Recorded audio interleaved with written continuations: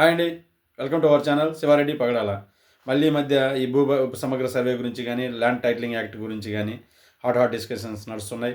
చాలా channels already videos చేశారు. Fail అయిన దాని గురించి క్రెడిట్ కోసం పాకులాటంతో మాకు అర్థం కావట్లేదని కొంతమంది చేశారు. కొంతమంది ఎలక్షన్స్ ముందుకు రుద్దిరు మళ్ళీ రుద్దారు. కొంతమంది రకరకాలుగా చేసినప్పటికీ నేను ఎందుకులే చేయటం అనుకున్నాను. బట్ మన వ్యూవర్ ఒక రిక్వెస్ట్ చేశారు. వాళ్ళ యొక్క అభ్యర్థన మేరకు నేను ఈ వీడియోస్ చేస్తున్నాను. ఇప్పటివరకు మన ఛానల్ ఎవరైనా సబ్స్క్రైబ్ చేసుకోవాలంటే సబ్స్క్రైబ్ చేసుకోండి. కంటెంట్ కానీ నచ్చితే లైక్ చేయండి, షేర్ చేయండి. ఓకే, ఇప్పుడు మ్యాటర్లోకి వెళ్తే ల్యాండ్ టైటిలింగ్ యాక్ట్ అనేది బీజేపీ గవర్నమెంట్ అప్పుడు ఇండియా వైడ్గా తెచ్చినా కానీ మన రాష్ట్రంలోనే ఎక్కువ హాట్గా నడిచింది అనమాట అప్పుడు ఎలక్షన్ ముందు. ఎందుకంటే జగన్మోహన్ రెడ్డి గారు ల్యాండ్ టైటిలింగ్ యాక్ట్ 2023 అనేది 2023లో తీసుకొచ్చాడు. ఇంకా జగనన్న శాశ్వత భూ హక్కు ఒక సర్వే కూడా చేయించాడు. ఇప్పుడు మ్యాటర్లోకి వెళ్తే నిజంగా ఇది చాలా మంచి చట్టం అండి. జగన్మోహన్ రెడ్డి కొన్ని వాళ్ళ కార్యకర్తలు వాళ్ళు అంటున్నట్టు కొన్ని చెప్పుకోవడం చేతగాకనే ఓడిపోయాడు. వాటిల్లో ఇది ఒకటి మెయిన్. చెప్పుకోవటం చేతగాకనే ఓడిపోయింది. దీని గురించి అయితే మాత్రం కోర్స్ కొన్ని వాళ్ళు చేసిన మిస్టేక్స్ కూడా ఉన్నాయి, నేను లేవని నేను అనట్లేదు. బట్ ఇది వాళ్ళు సరిగా ప్రొజెక్ట్ చేసుకోలేకనే ఓడిపోయినారు. అసలు ఇదేంది ల్యాండ్ టైటిలింగ్ అంటే ఇది ప్రెజంప్టివ్ టైటిలింగ్ అండ్ కంక్లూజివ్ టైటిలింగ్ అని రెండు ఉంటాయి. ప్రెజంప్టివ్ టైటిలింగ్ అంటే ఏంటంటే అదే భావిత యాజమాన్యం అని తెలుగులో, కన్క్లూజివ్ టైటిలింగ్ అంటే నిశ్చయాత్మక యాజమాన్యం అని.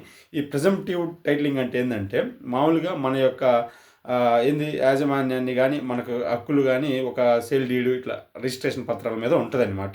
బై మిస్టేక్ ఎవరి దగ్గరైనా కానీ డబుల్ రిజిస్ట్రేషన్ జరిగి ఆ పత్రాలు వాళ్ళ దగ్గర కూడా ఉన్నాయనుకో, మనమే కోర్టులకు వెళ్ళి ఆ ఖర్చు అంతా మనమే భరించుకొని ఆ భూమి మందే అని మనమే ప్రూవ్ చేసుకోవాలన్నమాట. అది ప్రెజంప్టివ్ టైటిలింగ్ అంటే.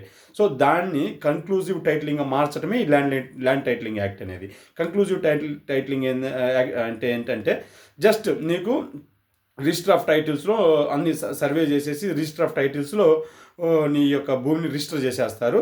ఇంకా వన్స్ రిజిస్టర్ చేసేసినాక దానికి మొత్తం బాధ్యత అంతా ప్రభుత్వమే తీసుకుంటుంది.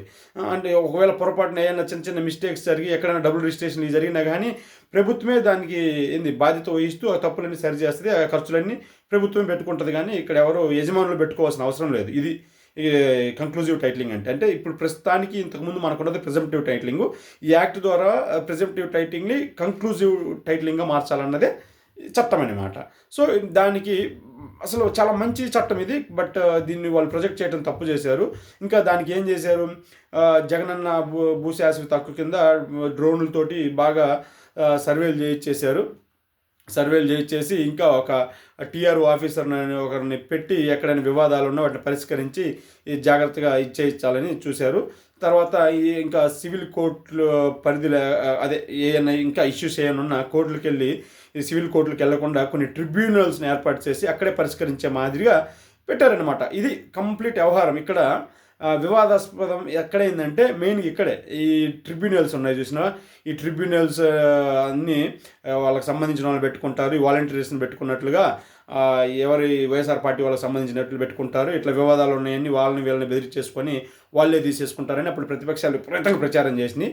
దానికి ఊతమించినాయి అంటే బాగా జనాలు నమ్మేటట్టు చేసినాయి కొన్ని కారణాలు ఉన్నాయి. వీళ్ళు అవి అయితే మరి ఎందుకు చేశారేమో నాకు అర్థం కాలేదు. కానీ అప్పటి యొక్క వైఎస్ఆర్సిపి ఈ పిఆర్ టీం వర్స్ట్ చెత్త పిఆర్ టీం అది.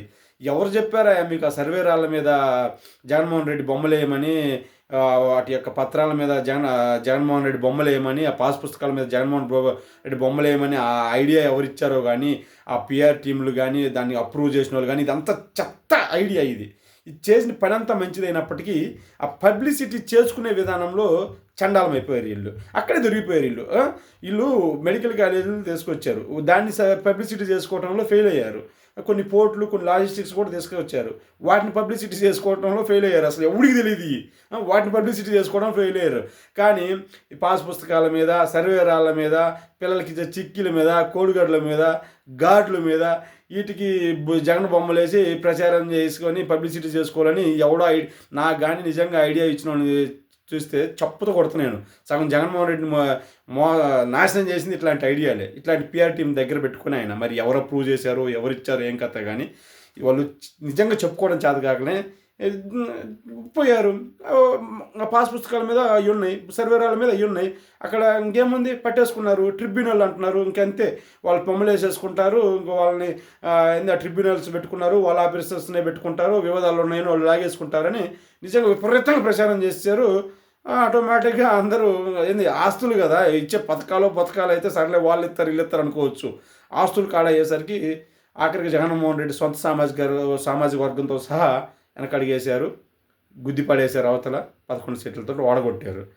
కానీ అక్కడ ల్యాండ్ టైటిలింగ్ యాక్ట్ దానివల్ల జరిగే ఉపయోగాలని ఎవ్వరు అర్థం చేసుకోలేకపోయారు. అసలు ఇంకా చాలా బెనిఫిట్స్ ఉన్నాయి దానివల్ల.